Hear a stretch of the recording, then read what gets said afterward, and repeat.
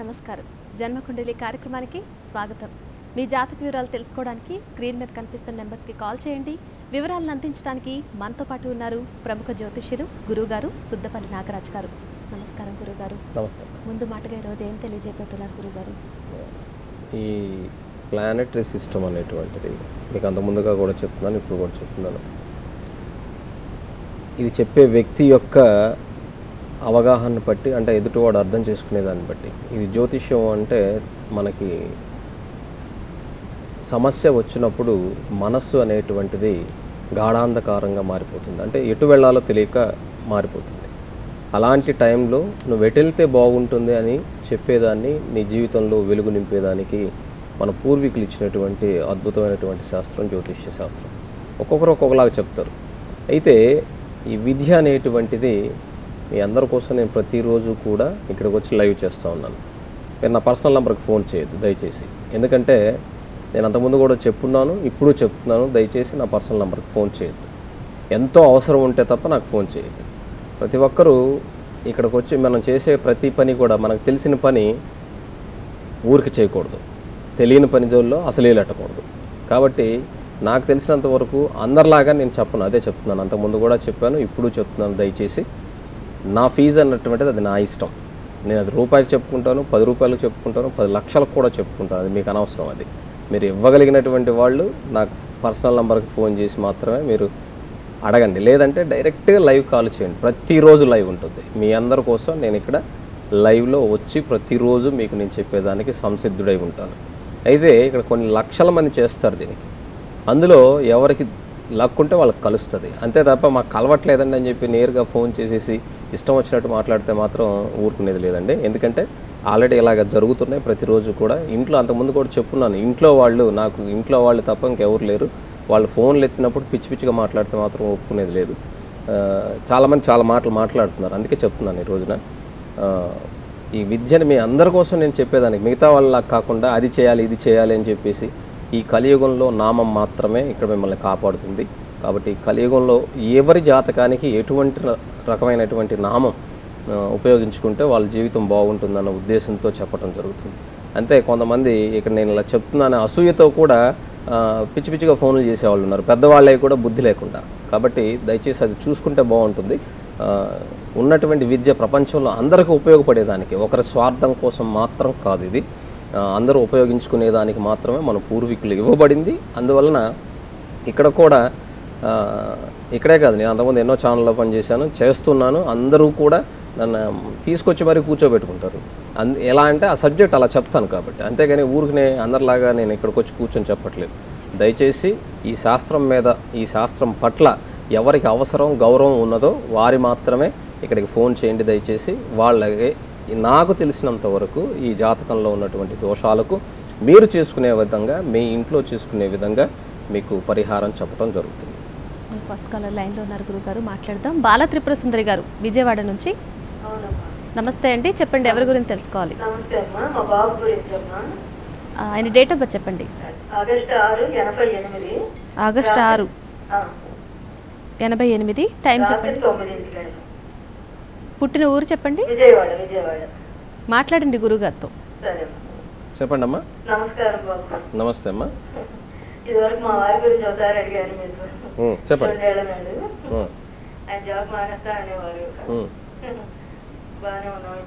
Very good. ఇక్కడ నమస్తే అమ్మా.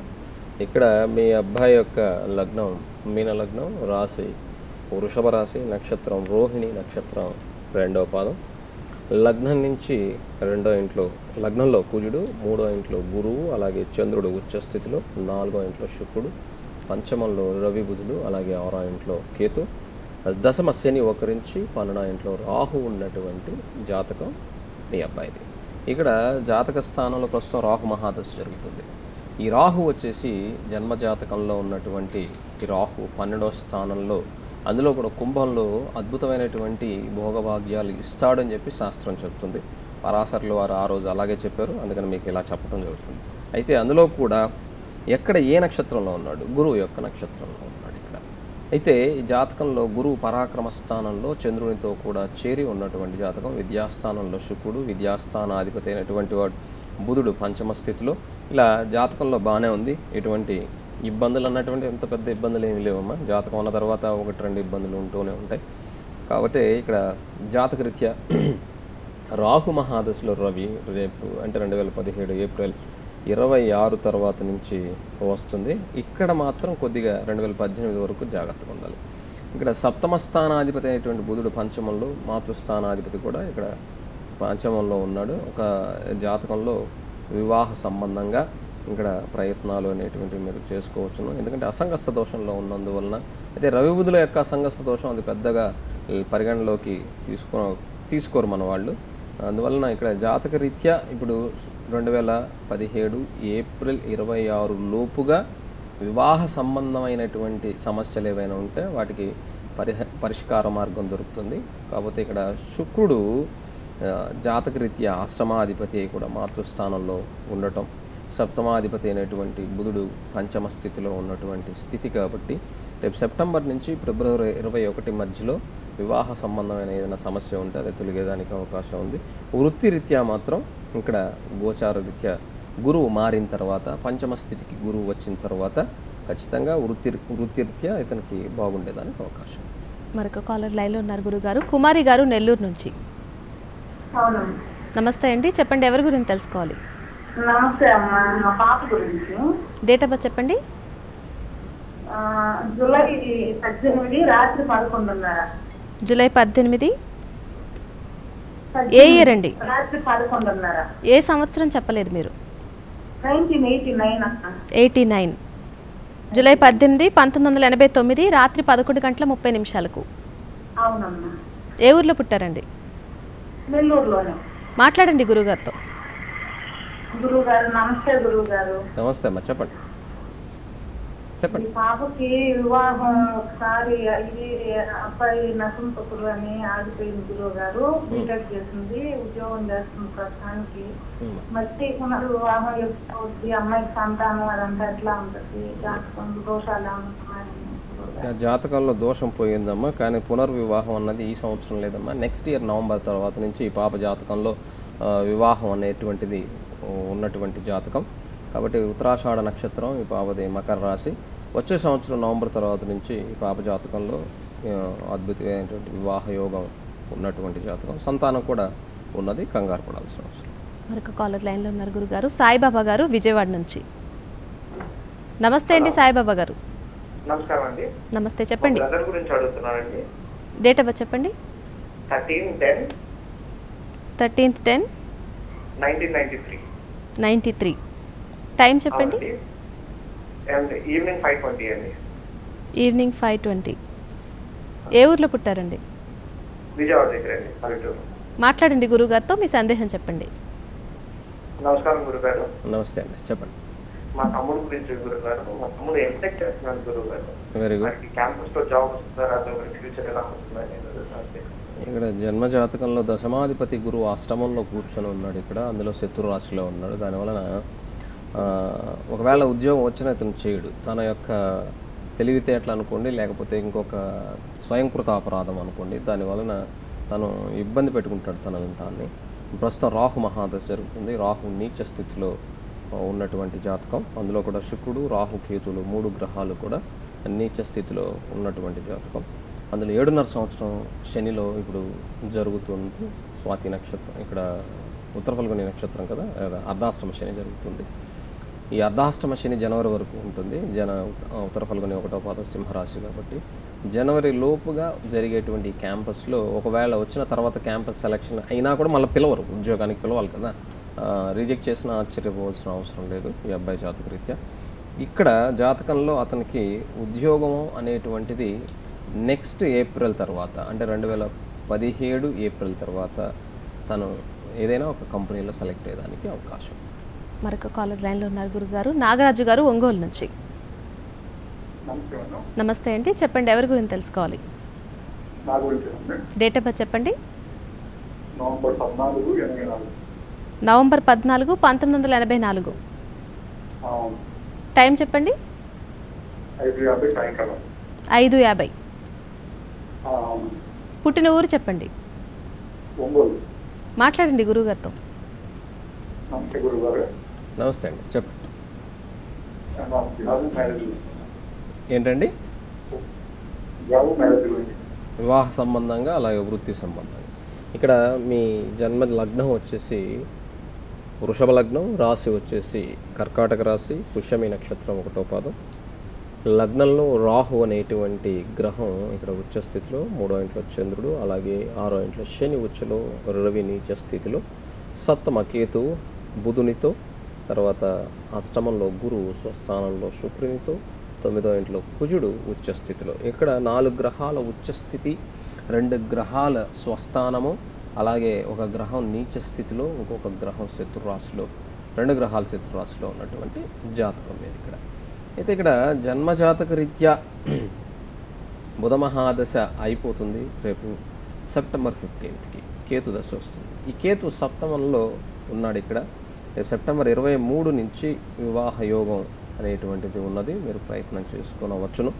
దశమాధిపతి అయినటువంటి శని, భాగ్యాధిపతి అయినటువంటి శని 6వ ఇంట్లో, 4వ స్థానాధిపతి అయినటువంటి రవితో చేరి 6వ ఇంట్లో ఉన్నందువలన కొంత అసంగస్థ దోషంలో రవి ఉన్నందువలన వృత్తిలో డెవలప్మెంట్స్ కానీ లేదా స్థిరత్వం కానీ కలగకుండా ఉండేదానికి ఇక్కడ ఉన్నటువంటి ప్లానెటరీ సిస్టమ్ అలా ఉన్నది. కాబట్టి వృత్తి సంబంధంగా స్థిరత్వం అనేది 2016 డిసెంబర్ 28 నుంచి మొదలవుతుంది. అంటే ఇది చేయను అది చేయను అనేది మాత్రం చేయొద్దండి దయచేసి. అది ఏదొచ్చినా కూడా మీరు ముందుగా వెళ్ళి నిలబడితేనే అది స్లో అండ్ స్టడీగా మీకు దక్కేదానికి అవకాశం ఉంటుంది. మరొక కాలర్ లైన్లో ఉన్నారు గురువుగారు. నర్సారెడ్డి గారు, హలో. నమస్తే అండి, చెప్పండి ఎవరి గురించి తెలుసుకోవాలి? నమస్తే మేడం. మా బాబు మేడం. డేట్ ఆఫ్ బర్త్ చెప్పండి. Madam July 13 madam. July 13, July 13, 2004 madam. 2004. Time చెప్పండి. Time 1 madam 2 madam. మరొకసారి చెప్పండి. Time 2:15 madam. 2:10 ఎప్పుడండి? మధ్యాహ్నమా? తెల్లవారుజామున. తెల్లవారుజామున 2:10 అవును మేడం. ఏ ఊర్లో పుట్టారు? ఆత్మకూరు. ఎక్కడ ఆత్మకూరు సార్? చాలా ఆత్మకూరులు ఉన్నాయి. ఇంకా సార్ నెల్లూరు జిల్లా సార్. నెల్లూరు జిల్లా ఆత్మకూరు. నెల్లూరు ఆత్మకూరు. ఓకే, అవును సార్. నమస్తే సార్. నమస్తే అండి, చెప్పండి. అదే సార్ చెప్పండి సార్ మా బాబు గురించి. ఈ అబ్బాయి జాతకంలో సంపూర్ణ కాల సర్పదోషం ఉన్నటువంటి జాతకం. రాహుకేతువుల మధ్యలో గ్రహాలు బంధింపబడి ఉన్నాయి. లగ్నంలో శుక్రుడు స్వస్థానంలో, చంద్రుడు ఉచ్చస్థితిలో. ఇది మంచి యోగం. లగ్నాధిపతి లగ్నంలో ఉచ్చస్థానంలో చంద్రుడు ఉండటం అద్వితీయమైనటువంటి యోగం. ఇలాంటి యోగం ఉన్నటువంటి వాడు చక్రవర్తిగా రాణిస్తాడు. మొదటిలో కొంత ఇబ్బంది కలిగి ఉన్నప్పటికీ కూడా ఖచ్చితంగా చక్రవర్తిలా రాణిస్తాడు. ఒక ఉన్నతమైనటువంటి తారాస్థాయిలో మీ వాడు ఒక వెలుగు వెలిగేదానికి అవకాశం ఉన్నది. గురువు 4వ ఇంట్లో ఉన్నాడు కేంద్రంలో. శని రవి 2వ ఇంట్లో ఉన్నందువలన పుట్టినప్పుడు కొంత ఇబ్బందులు ఆర్థిక సంబంధంగా, కుటుంబ సంబంధంగా ఇబ్బందులు తప్పకుండా కలిగేదానికి అవకాశం ఉన్నది. తర్వాత జాతకంలో వచ్చి సంపూర్ణ కాల సర్పదోషం ఉన్నది. కాబట్టి ఈ సర్పదోషం అయిపోతే, అంటే కాల సర్పదోషానికి పూజ చేసుకుంటూ ఉంటే, కృతికా నక్షత్రం 3వ పాదంలో జన్మించినందువలన సూర్య నమస్కారాలు కూడా చేయటం ద్వారా ఇతనికి ఈ జాతక రీత్యా ఈ కుజమహాదశ 2023లో అయిపోతుంది ఫిబ్రవరి. అంతవరకు కొద్దిగా ఇబ్బందులు ఉంటూ ఉంటాయి. 2023 తర్వాత నుంచి అద్వితీయమైనటువంటి యోగం ఉన్నది. చాలా గొప్పగా బ్రతికేంత స్థాయి ఉన్నటువంటి జాతకం. మిగతా ప్లానెట్స్ సహకరించినా సహకరించకపోయినా లగ్నంలో ఉన్నటువంటి లగ్నాధిపతి, ఆ లగ్నంలో ఉచ్చస్థానాధిపతి అయినటువంటి వాడు, అంటే ఉచ్చస్థానానికి అక్కడ చంద్రుడు ఉచ్చస్థానం అది. కాబట్టి వృషభ లగ్నంలో శుక్రచంద్రుల యొక్క కలయిక అద్వితీయమైనటువంటి యోగాన్ని ఇస్తుంది. కాబట్టి మిగతా ప్లానెట్స్ ఎలాంటి స్థితిలో ఉన్నా కూడా, గురువు అందులో సింహరాశిలో కేంద్రంలో ఉండటం ఇది చాలా మంచి స్థితిని కలిగేదానికి అవకాశం ఉన్నటువంటి జాతకం. కానీ సర్పదోషం ఉన్నది. ఈ సర్పదోషానికి తప్పకుండా పరిహారం చేసుకుంటే మీ అబ్బాయి జీవితం చాలా ఉత్తమోత్తమంగా ఉంటుంది. మరొక కాలర్ లైన్లో ఉన్నారు గురుగారు. వెంకటేశ్వరరావు గారు, నమస్తే అండి, చెప్పండి ఎవరి గురించి తెలుసుకోవాలి? చెప్పండి, డేట్ ఆఫ్ బర్త్ చెప్పండి. 1/8/84. టైం చెప్పండి. మరొకసారి చెప్పండి, క్లారిటీగా వినిపించట్లేదు మీ వాయిస్. అంటే రాత్రి 9 అవుతుందండి. రాత్రి 9:40 ఏ ఊర్లో పుట్టారండి? మచిలీపట్నం. మాట్లాడండి గురుగారితో. నమస్తే అండి, చెప్పండి. నమస్తే అండి, నా పేరు వెంకటేశ్వర అండి. చెప్పండి సార్. ఇక వృత్తిపరమైన ఇబ్బందిగా ఉందండి. ఏంటండి, ఇది మీదేనా? నాదేనండి. ఓకే. వృత్తి కొద్దిగా ఇబ్బందిగా ఉందండి. ఇక్కడ మీ వాయిస్ వినపట్లేదు. సరే, జాతకం చెప్తాను, మీరు వినండి. లగ్నం వచ్చేసి మీన లగ్నం, రాశి వచ్చేసి కన్యా రాశి, హస్త నక్షత్రం 2వ పాదం.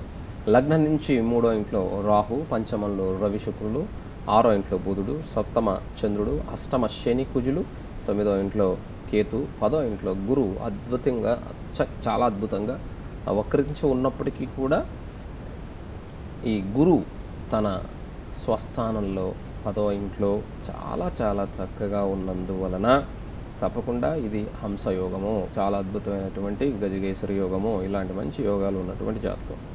ఇది ఈ అక్టోబర్ 17 వరకు మీకు ఉన్నటువంటి ఇబ్బందుల నుంచి బయటపడేదానికి భగవంతుడు తప్ప ఇంకెవరు మీకు హెల్ప్ చేయరు.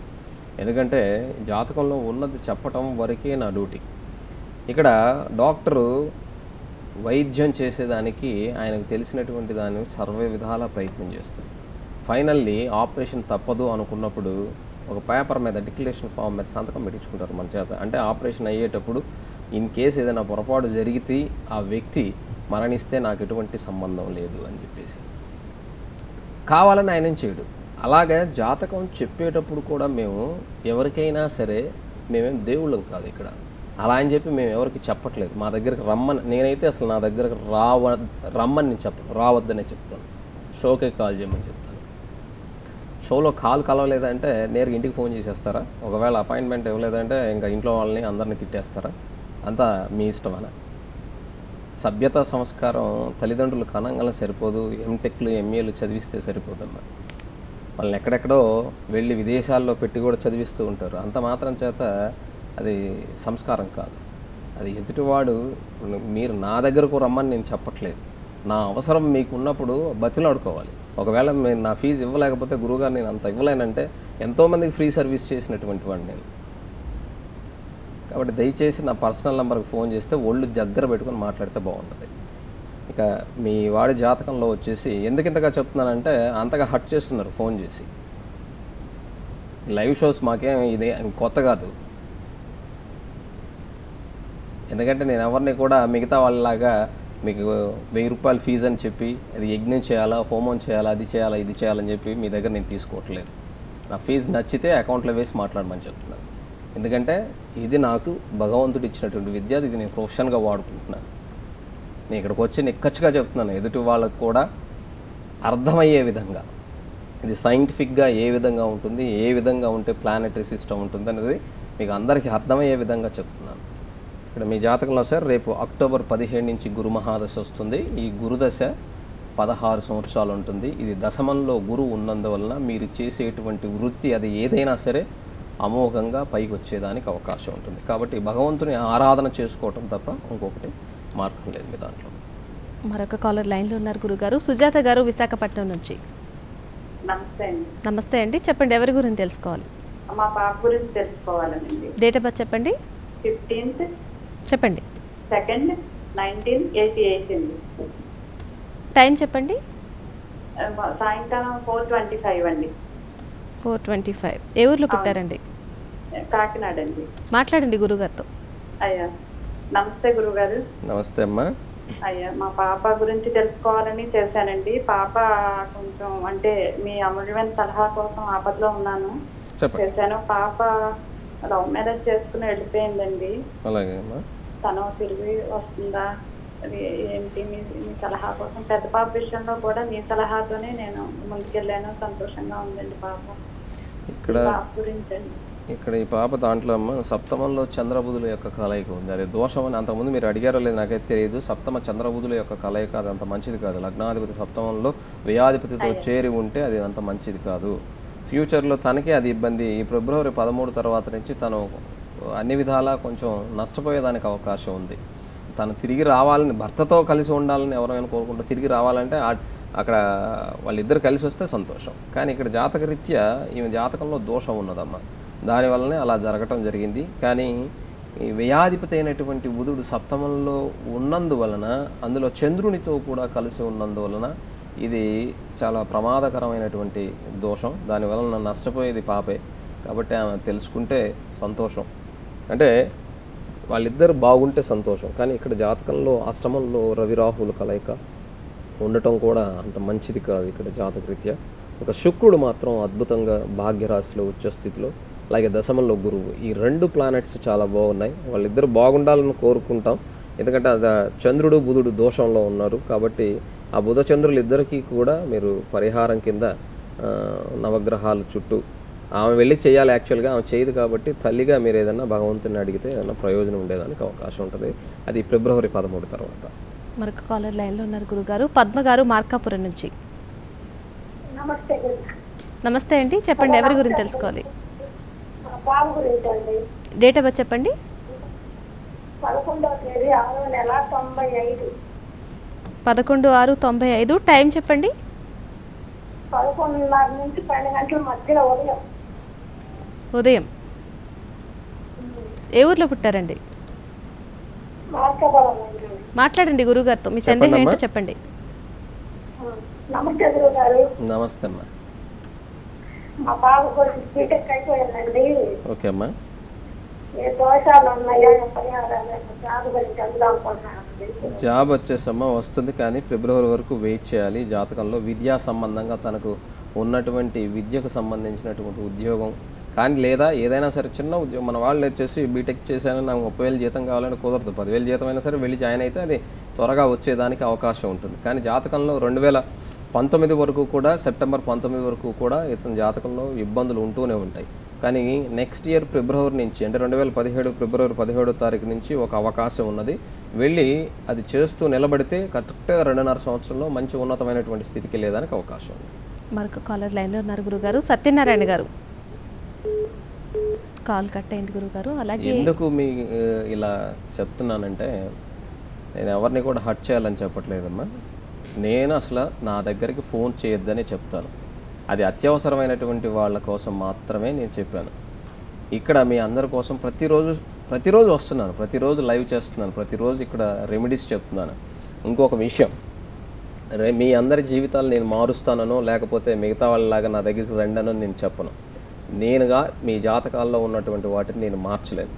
ఒక్కొక్కసారి మీ యొక్క ఇక్కడ చెప్పలేని విషయాల్ని ఒక్కోసారి మీకు నేరుగా చెప్పేటప్పుడు ఏమవుతుందంటే అయిపోతుంది పోండి అని చెప్పాల్సి వస్తుంది. ఎందుకంటే ఎదుటివాడిని నిరాశపరచడం అన్నటువంటిది అది కరెక్ట్ కాదు. జ్యోతిష్ శాస్త్రంలో ఉన్నటువంటి దాన్ని నిక్కచ్చిగా చెప్తూ వాడికి ఒక మార్గం చెప్పి వాడి జీవితాన్ని ముందుకు నడిపించేందుకోసమే మన పూర్వీకులు ఇచ్చినటువంటి అద్భుతమైనటువంటి శాస్త్రం ఈ జ్యోతిష్ శాస్త్రం.